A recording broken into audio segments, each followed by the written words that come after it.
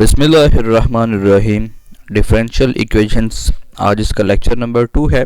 इससे पहले हम ऑर्डिनरी डिफरेंशियल इक्वेशंस के बारे में पढ़ चुके हैं।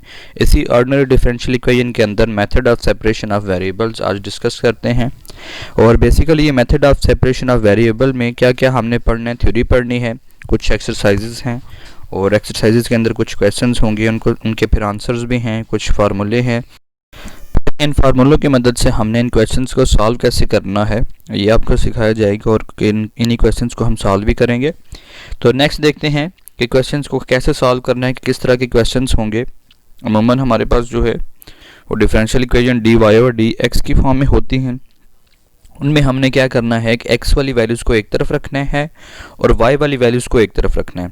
अब इसमें x के साथ जो भी वैल्यू अगर इक्वल के दूसरी साइड पर dx है तो उसको इधर ला के हमने मल्टीप्लाई करना है, और y के साथ इधर जो भी वैल्यू होगी उसको हमने dy के नीचे यानी ओवर में लेके जाना है, इसको सॉल्व करना है।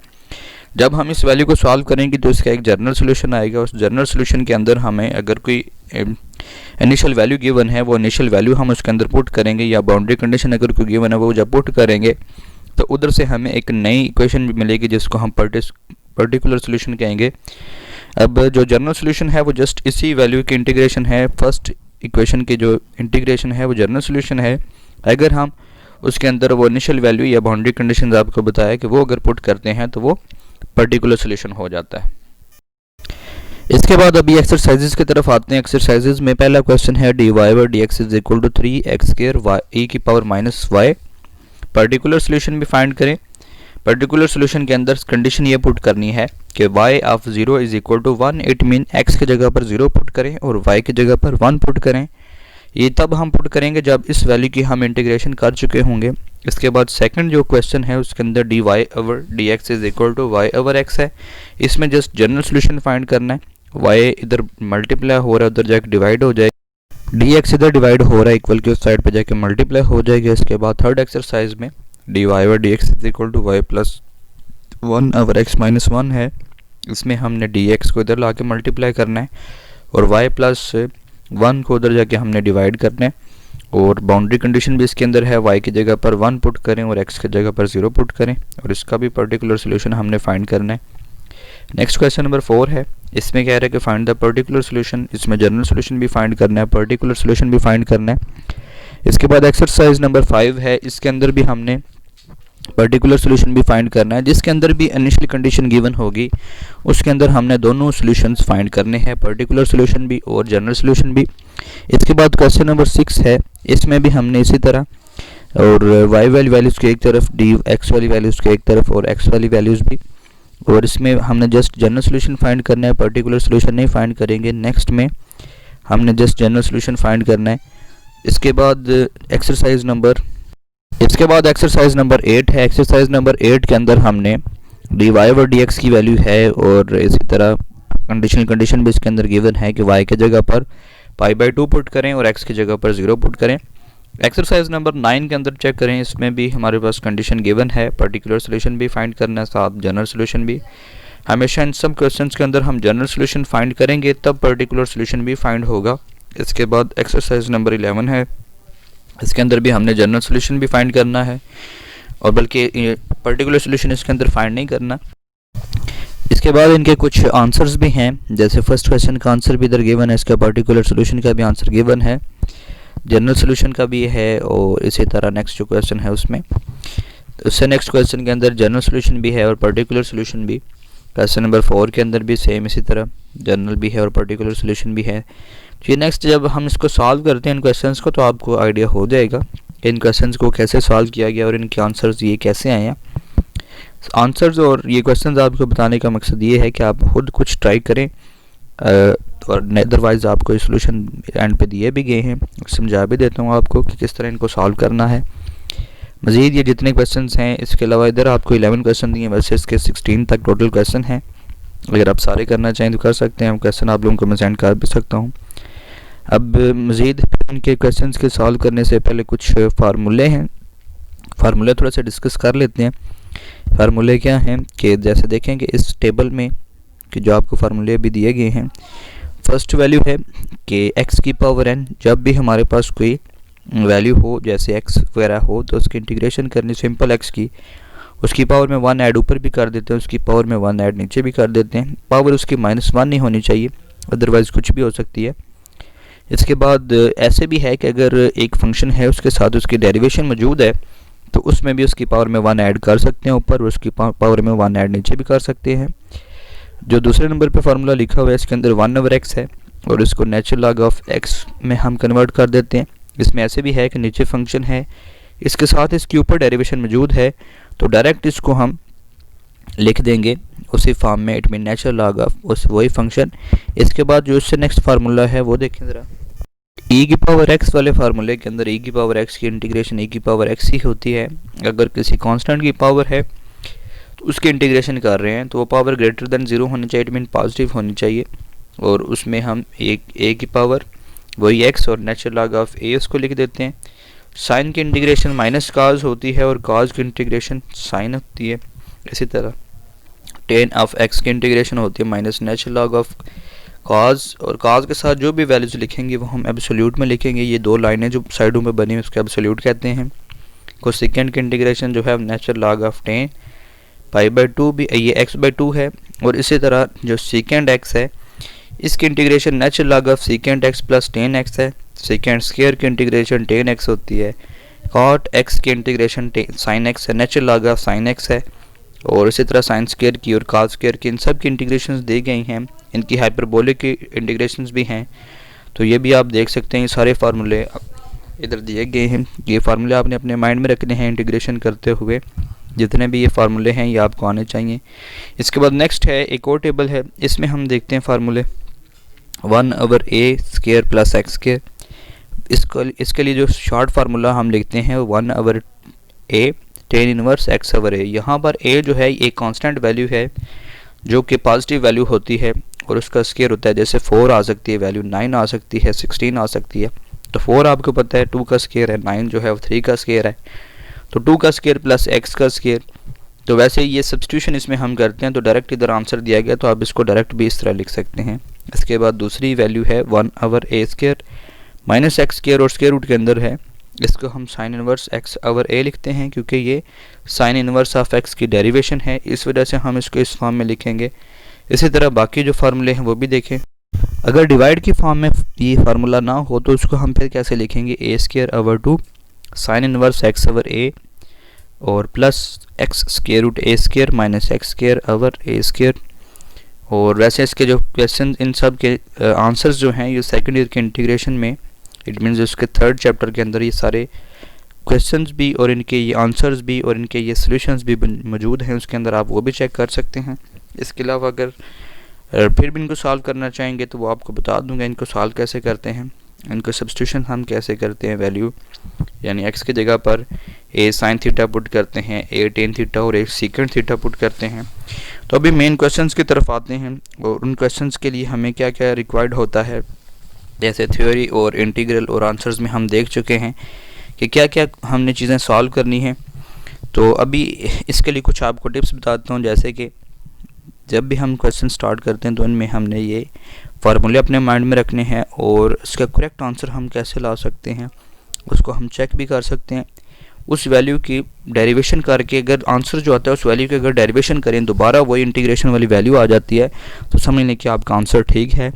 इसी तरह अगर किसी क्वेश्चन का आंसर हमें मज़ीद चेक करना है तो या आप देख सकते हैं ये एंड पे आपको क्वेश्चन सॉल्व करके बताए गए हैं कि क्वेश्चंस को किस तरह सॉल्व करना है। अभी क्वेश्चंस की तरफ आते हैं। जैसे फर्स्ट क्वेश्चन है dy/dx is equal to f of x। g of x का फार्मूला हम इसमें ये यूज़ करते हैं सेपरेशन इक्वेशन के लिए। f of x is equal to 3x² और साथ में e की पावर माइनस y थी। यहाँ पर हमने क्या किया कि y वाली वैल्यूज़ को इक्वल के उस साइड पे ले गए, इधर e की पावर माइनस वाई उधर जाके जब डिवाइड की तो e की पावर माइनस वाई डिवाइड हो गई। माइनस वाई को जब हमने मल्टीप्लाई में चेंज किया तो ऊपर जाके इसकी पावर e की पावर प्लस वाई बन गई और 3x² इसी तरह इधर ही रहेगा। और जो वैल्यू थी हमारे पास जो 3 ये dx इधर डिवाइड हो रहा था इक्वल के साइड पे आके मल्टीप्लाई हो गया। इंटीग्रेशन करेंगे e की पावर y की इंटीग्रेशन e की पावर y ही होती है और x² 3x² की इंटीग्रेशन 3 कोफिशिएंट शुरू में एक्स स्क्वायर की इंटीग्रेशन एक्स क्यूब बाई 3 हो जाएगी और साथ में प्लस सी या कोई भी आर्बिट्ररी कांस्टेंट हम यहाँ पर लिख सकते हैं जो कि कुछ भी हो सकती है वैल्यू। अब इसमें 3 से कैंसिल हो जाता है, बाकी हमारे पास ये आंसर आ जाता है। ये जो अभी आंसर आया है ये जनरल सोल्यूशन है और पर्टिकुलर सोल्यूशन जब हम फाइंड करेंगे तो x की जगह पर हमने 0 पुट करना है और y की जगह पर हमने 1 पुट करना है। इसी आंसर के अंदर हमने x की जगह पर 0 पुट किया और y की जगह पर हमने 1 पुट किया, तो यहाँ से हमारे पास a की वैल्यू आ गई। इट मीन्स कांस्टेंट की वैल्यू आ जाती है। वो कांस्टेंट की वैल्यू हम दोबारा ऊपर जनरल सोल्यूशन के अंदर पुट कर देते हैं, तो वो जो आंसर आता है वो एक पर्टिकुलर सोल्यूशन होता है। इसी तरह नेक्स्ट एक्सरसाइज देखें। इसके अंदर हमारे पास एफ ऑफ एक्स जो है उसकी वैल्यू 1/x है और y की वैल्यू जो है वो यानी जी एफ वाई की वैल्यू हमारे पास y है। y को हमने उधर जाके डिवाइड कर दिया और x की वैल्यू को इधर रहने दिया। अब एक के नीचे 1/y है और दूसरे के नीचे 7 जो है ना वो 1/x है। तो y के साथ ऊपर 1 उसकी डेरिवेशन मौजूद है तो डायरेक्ट इसको नेचुरल लॉग ऑफ y लिख देंगे। इसी तरह x के साथ उसकी डेरिवेशन मौजूद है तो डायरेक्ट इसको नेचुरल लॉग ऑफ c हम मतलब नेचुरल लॉग ऑफ x लिख देते हैं और c आर्बिट्रेरी कांस्टेंट सब के साथ लिखते हैं। अब इसके बाद हमने क्या किया, नेचुरल लॉग अप्लाई किया दोनों साइड्स पे। नेचुरल लॉग के साथ जब भी हम इस तरह दो वैल्यूज़ मल्टीप्लाई या प्लस की फॉर्म में होती हैं तो उसको हम सिंगल मल्टीप्लाई की फॉर्म में भी लिख सकते हैं और जो वैल्यू इधर मल्टीप्लाई की फॉर्म में है वो उधर जाके डिवाइड हो सकती है। नेचुरल लॉग वाली वैल्यूज़ हमने उधर लेके एक वैल्यू दोनों माइनस में है उनको हम डिवाइड में लिख सकते हैं। नेचुरल लॉग दोनों के साथ हमने ख़त्म कर दिया तो ये हमारे पास सिंपली आंसर आ चुका है इसका। इसके बाद देखें ज़रा नेक्स्ट क्वेश्चन। इसके अंदर हमारे पास जो है वो एफ ऑफ एक्स की वैल्यू 1/x-1 है और जी एफ वाई की वैल्यू y+1 है। दोनों वैल्यूज़ एक तरफ एक मल्टीप्लाई हो रही है उधर जाकर डिवाइड हो जाती है। एक वैल्यू पहले से ही x के साथ इधर है, dx को हमने इधर ला के मल्टीप्लाई किया। अब यहाँ पर dy के नीचे y+1 है और dx के नीचे x-1 है। y+1 की डेरिवेशन 1 ऊपर मौजूद है तो डायरेक्ट इसको नेचुरल लॉग की फॉर्म में लिख दिया। इसी तरह दूसरी वैल्यू को भी डायरेक्ट नेचुरल लॉग की फॉर्म में लिख दिया। c एक आर्बिट्रेरी कांस्टेंट है, इसको हम नेचुरल लॉग ऑफ k जब लिखेंगे ये फिर भी कांस्टेंट ही रहेगा। अब हमने जो वैल्यू इधर प्लस और इक्वल के साइड पे जाके माइनस हो जाती है। जब दो वैल्यूज़ माइनस की फॉर्म में हों नेचुरल लॉग के साथ उसको हम डिवाइड की फॉर्म में लिख सकते हैं और कांस्टेंट इसी तरफ दोनों के साथ जो नेचुरल लॉग है इसको ख़त्म कर दें तो ये सिंपली हमारे पास आंसर आ जाता है। इसी तरह इसमें इस का जो जनरल सोल्यूशन है उसका हम पर्टिकुलर सोल्यूशन भी फाइंड करेंगे। इट मीन y की जगह पर हम 0 और x की जगह पर हम y की जगह पर 1 और x की जगह पर 0 इसके अंदर पुट करते हैं तो यहाँ से हमें जो पर्टिकुलर सोल्यूशन मिलता है वो क्या है जिसके अंदर c की वैल्यू हमने पुट किया। यहाँ से इट मीन्स k की वैल्यू फाइंड कर ली, k या c जो भी है उसकी जगह पर उसकी वैल्यू फाइंड करके इसी पर्टिकुलर सोल्यूशन के अंदर पुट कर देते हैं और आंसर आ जाता है हमारे पास। नेक्स्ट क्वेश्चन नंबर 4 है। क्वेश्चन नंबर 4 देखें ज़रा। क्वेश्चन नंबर 4 के अंदर हमारे पास जो वैल्यू थी उसमें हमने x वाली वैल्यूज़ को एक तरफ और y वाली वैल्यूज़ को एक तरफ रखा। अब एक तरफ y की हमने इंटीग्रेशन करनी है तो y² इट मीन्स है तो उसकी पावर में 1 ऐड ऊपर भी 1 ऐड उसकी पावर में नीचे भी कर देते हैं तो y³ बन जाता है और एक साइड पे x² plus c arbitrary constant है। ये हम पर्टिकुलर सोल्यूशन के अंदर इसकी वैल्यूज़ फाइंड कर सकते हैं। इट मीन्स इनिशियल कंडीशन इसके अंदर हमने पुट की और यहाँ से c की वैल्यू फाइंड की और इसके अंदर दोबारा पुट कर दी। क्वेश्चन नंबर 5 देखें ज़रा। अभी क्वेश्चन नंबर 5 के अंदर हमारे पास जनरल सोल्यूशन भी हम इसका फाइंड करेंगे और पर्टिकुलर सोल्यूशन भी। x वाली वैल्यूज़ को हमने एक तरफ रखा, y वाली वैल्यूज़ को एक तरफ। अब इसकी इंटीग्रेशन हमने करनी है। e⁻y जो है ये डिवाइड की फॉर्म में जब होगी तो ये प्लस में है, जब ऊपर आएगी तो ये माइनस में हो जाएगी तो माइनस इसकी जो वैल्यू है वो आवर में भी आ जाती है, इस वजह से ये माइनस साइन हम ऊपर लिख देते हैं। इसी तरह e⁻2x जो है जब इसकी इंटीग्रेशन करते हैं तो e⁻2x और 2 जो है वो डिवाइड में भी आएगा साथ और प्लस c जो है ये आर्बिट्रेरी कांस्टेंट है। जो माइनस इक्वल किस साइड पे था उसको हमने दूसरी साइड पे ले गए। एक बात और याद रखें कि e की पावर जो है वो नेचुरल लॉग ऑफ e जो है वो 1 के इक्वल होता है। अगर उसकी पावर जो भी होगी तो उसको हमने नेचुरल लॉग के जो पावर रूल है वो हमने इसमें सॉल्व करके उससे वैल्यू शुरू में ले आते हैं और नेचुरल लॉग ऑफ e जो है वो वैसे भी 1 के इक्वल हो जाता है। फिर इसी तरह इसके पर्टिकुलर सोल्यूशन हम फाइंड करते हैं। इसके बाद हम इसका पर्टिकुलर सोल्यूशन भी फाइंड करते हैं। इसमें x और y की वैल्यू पुट की, पहले से आर्बिट्रेरी कांस्टेंट की वैल्यू फाइंड की, जो आंसर आया उसको हमने जनरल सोल्यूशन के अंदर पुट कर दिया और ये इसकी पर्टिकुलर सोल्यूशन भी इसका आ चुका है। इसके बाद क्वेश्चन नंबर 7 देखें। क्वेश्चन नंबर 7 में sine square Y D Y एक तरफ और बाकी वैल्यूज एक तरफ हैं, एक्स वाली दोनों। अब इधर x प्लस 1 का होल स्क्वायर हमने पहले ओपन किया। जब इसका स्क्वायर ओपन करेंगे तो a प्लस बी का होल स्क्वायर वाला फार्मूला ओपन करेंगे। इसके बाद हमने x को हर वैल्यू के लिए अलग अलग डिवाइड किया। जो वैल्यू डिवाइड हो सकती है उसको डिवाइड कर सकते हैं, जो नहीं होगी उसको 1/x की फॉर्म इसी तरह हमने रहने दिया। अब x की इंटीग्रेशन जो है वो x²/2 होती है। इसी तरह 2 के साथ कुछ भी नहीं है तो 1 की इंटीग्रेशन x होती है और 1/x में नेचुरल लॉग ऑफ x उसकी इंटीग्रेशन होगी और प्लस सी, और इक्वल की इस साइड पे हम साइन स्क्वायर की इंटीग्रेशन डायरेक्ट नहीं कर सकते, इसलिए 1 माइनस cos 2x या 2y इधर है तो डिवाइडेड बाई 2 ये फार्मूला हम यूज़ कर लेते हैं। ये फार्मूला बेसिकली cos 2x या cos 2y का फार्मूला है। cos 2y is equal to 1 minus 2 sine square y है। उधर से हमने साइन स्क्वायर y की वैल्यू बनाई है और इसमें पुट कर दी है और इसमें 1/2 को एज ए कोफिशिएंट हमने शुरू में रहने दिया। बाकी दोनों वैल्यूज़ की इंटीग्रेशन करनी है। cos 2y की इंटीग्रेशन होगी sin 2y/2 और इसी तरह जो शुरू में 1 है उसकी इंटीग्रेशन y के रिस्पेक्ट से करें तो वो y होगी और यूँ हमारे पास इसका एंड पे ये एक जनरल सोल्यूशन आ जाएगा। इसके बाद क्वेश्चन नंबर 8 देखें। इसमें dy ओवर tan y है और is equal to -2x dx है। -2 को हमने शुरू में रहने दिया। x की इंटीग्रेशन की 1/tan जो है वो cot के इक्वल होता है। यहाँ पर हम डायरेक्ट cot की इंटीग्रेशन पुट कर देते हैं, वो natural log of sin y हो जाएगी और इस तरफ x²/2 2 से कैंसिल कर दें -x² इक्वल के साइड पे आके प्लस में चेंज हो जाएगा।